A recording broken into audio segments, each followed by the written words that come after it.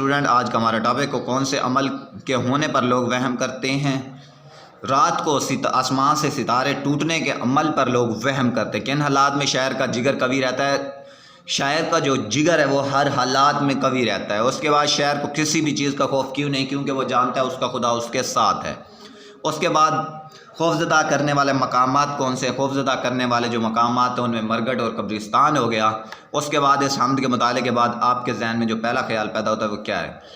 یہ کہ ہم جتنے بھی مشکلات میں شکار ہوں، کچھ بھی ہو، ہم کہیں بھی ہوں، تو ہمارا خدا جو ہے وہ ہمارے ساتھ ہوتا ہے۔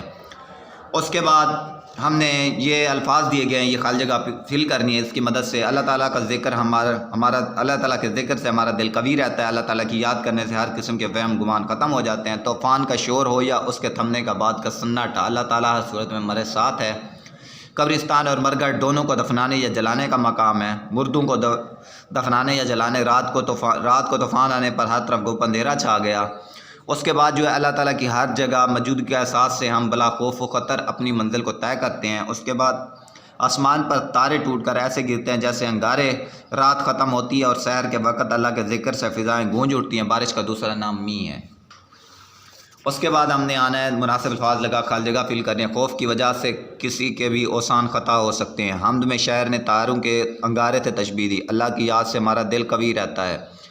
رات ہو، دن ہو، شام ہو، کے سحر سے مراد ہر وقت۔ شام کا متضاد لفظ ہے سویرا۔ حمد میں درخت کا متضاد لفظ ہے پیڑ۔ مترادف، درخت کا مترادف شجر۔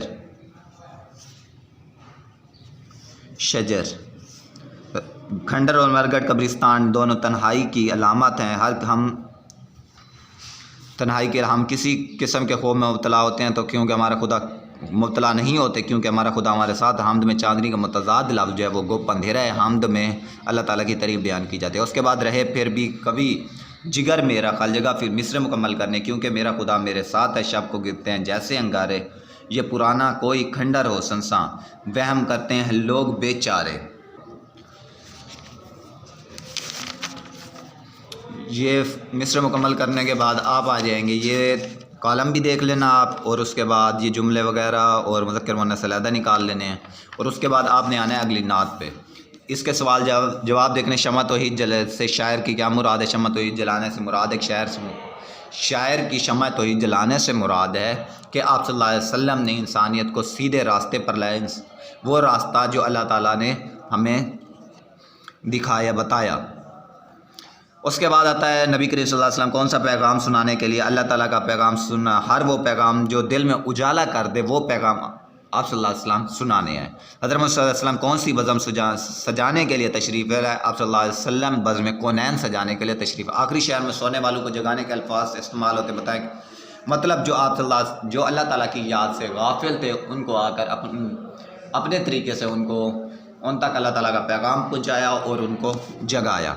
اس کے بعد آتا ہے نعت میں لیے گئے درجہ الفاظ کی مدد سے جملے مکمل کریں۔ طوفان میں گھرے ہوئے انسانوں کو کشتی کے خدا ہمارے پیارے نبی صلی اللہ علیہ وسلم کو کہا گیا ہے۔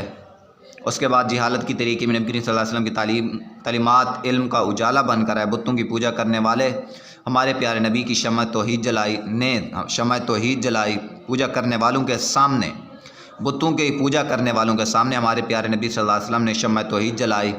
نعت میں محفل کا مترادف لفظ جو ہے بزم لکھا گیا ہے۔ نعت میں دنیا و آخرت یا دونوں جہانوں کے لیے لفظ کونین استعمال کیا گیا ہے۔ اس کے بعد جو ہے ہمارے پاس لاسٹ میں اسلامی تعلیمات سے فیض یاب ہونے کے لیے ہر مسلمان کی چشم بیداد تیار رہتی ہے۔ ہم درست راہ سے بھٹک جائیں تو نبی کریم صلی اللہ علیہ وسلم کی تعلیمات سے رہنمائی حاصل کر سکتے ہیں۔ جہالت کے دور مشکلات کے طوفان کے مزے طوفان مڑ کے ہوئے آتے ہیں۔